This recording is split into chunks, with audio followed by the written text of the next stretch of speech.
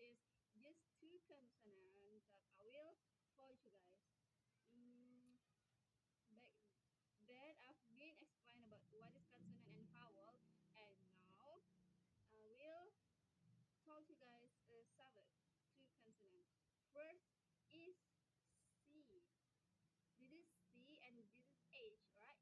So as you know, this is just C, this is just H. But the thing is, uh, there are hard and soft C.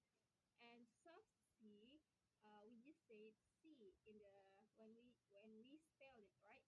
And the hard C, we say K. So there's a lot of words there using a hard C, and we know like that key. We using key like an example.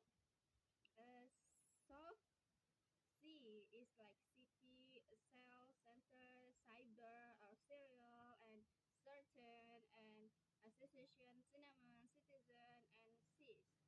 Also, for the hard C, we know hard C we call K, right?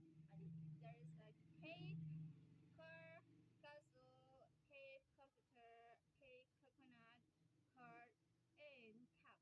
Mm. And now we jump to the H. As we know, H, we just know H. But the thing is, there's also soft H. We call G.